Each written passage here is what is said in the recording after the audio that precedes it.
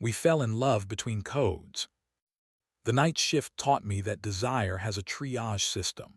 It puts itself in the waiting room, takes a clipboard, pretends to be patient, then starts bleeding where you can't ignore it. My name is Jonah. I'm a charge nurse in the emergency department at St. Martin's, a hospital whose walls know the sound of apologies.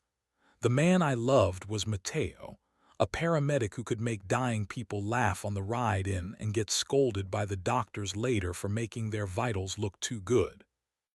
We shared a one-bedroom over a corner bodega that stocked plantains, batteries, and cheap miracles.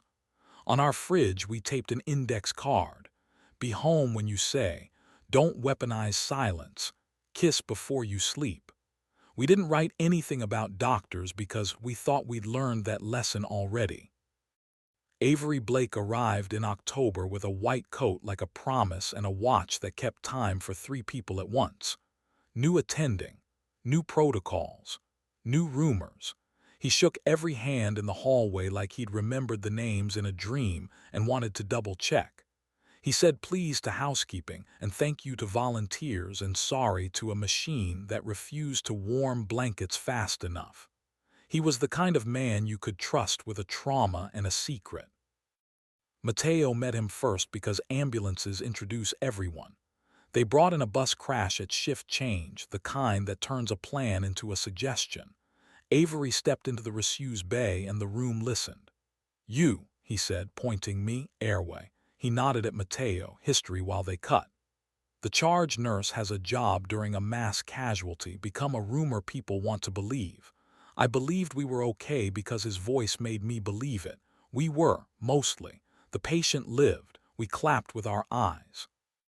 After, Avery thanked the team and then looked at me like a hallway he wanted to trust. You run a tight ship, he said. I said, I patch holes with caffeine, and he smiled the kind of smile that shows both teeth and restraint. He asked if we ever do a debrief over decent coffee. I said the vending machine qualifies if you're exhausted enough. He said the cafe across the street is better. I told him I had a rule about not letting doctors buy my honesty. He asked if there were exceptions. I said sometimes. Matteo and I were good at boring. We paid rent on time, texted groceries, watched cooking shows while eating rice with too much lime. He'd come off at 12 and drop his head in my lap with siren eyes finally turned off. I'd card fingers through his hair and listen to stories I wasn't supposed to hear. We made love soft, like the joke was on the world. He liked when I put my mouth on his chest and said here, as if permission were a muscle. I liked the way his hands forgot modesty when he was tired, because tired men tell the truth. The intrigue started not with Avery but with a journalist named Simon who showed up asking questions with a badge that said city desk and a smile that said someone had warned him about nurses. He was writing about fentanyl diversion, the kind of story that gets everyone defensive because it has to be about somebody. He asked for our policies. He asked for our compassion. He asked whether we lock the narc cabinet after every poll. I gave him the script. He looked at my face as if faces are minutes you spend. He came back the next night with coffee that didn't lie and said he wanted a quote off the record about pressure and charts and where corners hide. I told him the only corners in a hospital are where people cry. Avery told me not to talk to him. Let risk handle it, he said. We are better than their narrative. He wasn't wrong. But Simon said please like he expected to be refused, and that made me want to ruin his expectations. We sat on a bench by the ambulance bay and shared a cinnamon roll that tasted like bad decisions. He asked about Matteo. I didn't ask why. I told him. He said, you talk about him like a good weather report. And I laughed because Matteo calls me dramatic when I'm happy. That night, Matteo came home early and we had sex on the couch with the TV still playing a rerun of a cooking show. And when he finished, he said my name like a lucky diagnosis. I kissed Avery in the med room 2 weeks later because the floor taught me we weren't holy. It was stupid. It was brief. It was the kind of kiss that tastes like someone else's restraint. We pulled apart because the crash cart needed batteries and because the camera saw only the door. He said, "We can't," in the tone of a man who has never learned to beg. I said, "We shouldn't." We went back to organizing pain. After that, I behaved like a man with a standard. Confess early before the body tries to be clever. Mateo made breakfast, eggs in a pan that forgives, and listened with his palms open on the table, tired and beautiful. "Do you want him?" he asked. I said I wanted the version of myself that doesn't. "Then let's be maintenance," he said. I love that man's nouns. We tried open like people who will never audition well for holiness. Rule, tell me before the room does. Rule, no overnights. Rule, don't take turns with our hearts. We were good for 3 days. Simon took me to a bar that loved its brick. We talked about the fentanyl story and the way cities metabolize scandal. He said he wasn't out to hurt anyone. Impossible sentence, but he meant it. We kissed behind the jukebox because neither of us wanted to do it in a place with good light. He tasted like rye and deadlines. He put my hand against his waist, and I felt the heat I pretend belongs only to my apartment. I went home and told Mateo everything except the song that was playing. We fought softly. He slept on his stomach, punished by his own back. The week the story dropped, security flagged an access anomaly in the Pixis logs. Someone with my code had pulled vials at 03:14 when I was charting in triage with a patient too drunk to sign his name and too sweet to be angry at. My stomach fell through the floor into a story I didn't want to be in. "We'll fix this," Avery said. "I'll call it. Mistakes look like malice when people want them to." He put his hand on my shoulder in a way that felt like permission, and then realized what it felt like and took it away. I wanted his hand back. I also wanted my life. Mateo said, "Tell me if you did." I said, "I didn't."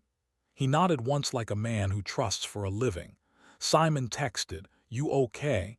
I stared at the message until letters looked like a fever. I didn't answer. There are flavors of honesty that make you messy for weeks. Avery asked me out for coffee like it was a professional development seminar. We sat by the window and watched an ambulance do the slow turn that means the situation inside is complicated but not emergent. He said he wanted to keep me safe. He said Risk wanted to talk. He said there were cameras in med rooms now. "You and I," he said, and stopped because adult men only say we when it's a problem. I took Mateo to the river that night because we don't own a car and water is cheaper than therapy. He said, "Do you wish I were more dangerous?" I said, "You carry strangers across bad thresholds every day." He said, "That's not the same." We stood there like weather instruments. He put his mouth on my neck where good answers go. We went home and I let him apologize with his hands for a thing that wasn't his fault. I slept with his arm across my ribs and welcomed the weight. The pharmacist found the error the next day, a swapped badge and a Mies-typed manual override, a clumsy tech and a camera that showed a back that wasn't mine. My name cleared like a lung. I went out back and cried with the cigarette machine because I didn't know how else to thank relief. I texted Simon, it wasn't me. He sent back 3 words, of course not. I wanted to be his friend. I wanted his mouth again. I wanted a new plot. Avery kissed me after a code because some men cannot bear clean rooms. We had worked a teenager until the room's hope had to be released, and when the family left and the machines blinked themselves tired, he leaned into me, forehead to forehead, that intimacy doctors like because it reads as grief. Then he moved and the grief became something else. I let him. It was slow and wrong. He tasted like coffee and a choice. We stopped when the light changed. Mateo took a late shift I didn't know about and came into my ER bay with a patient who looked like a perfect metaphor, bleeding but smiling. He saw Avery's hand on my wrist as we leaned over the chart. He kept moving because professionals are good at pretending one thing while solving another. Later at home, he said, "I don't think he's kind." I said, "He is to patience." He said, "That's not the same." We stood next to the fridge and read our index card like a verdict. Then he kissed me so diligently, I wanted to cry. Simon texted that he had a tip about a supply chain issue and asked if I wanted a quoted name on the follow-up. I said my name had been in circles enough this week. He said I could still come for a drink. I said I was practicing saying no. He sent a thumbs up and a photo of a dog outside the bar like an apology. We did better for 2 weeks. We cooked. We watered the plant we regularly murdered. We had sex that sounded like sleeping well. I thought we were out of the worst part. The hospital laughed. Avery got a promotion to associate something and the politics began. He needed allies. He needed headlines. He needed to be the story and not be the story simultaneously. He started holding press briefings about our opioid protocols and turned Simon into someone useful. The two of them talked in the hallway like men who are pretending to be enemies. Jealousy is an ugly word in a hospital. It stands in the hall and asks to be paged. I wanted to be generous. I was not. I saw Avery and Simon at a coffee shop on a Tuesday when the sky forgot to have weather. They were leaning in, a laugh, a shoulder. I didn't own either of them. It still felt like discovering a bruise. I went home and sat on the bathroom floor with the fan on because the fan lies and says you're alone. Mateo came in, squatted, touched my knee. I told him everything except the part where I wanted to break a cup. He handed me water like a verdict. "We can close it," he said. "We can stop auditioning for complicated." He kissed the side of my head like a promise.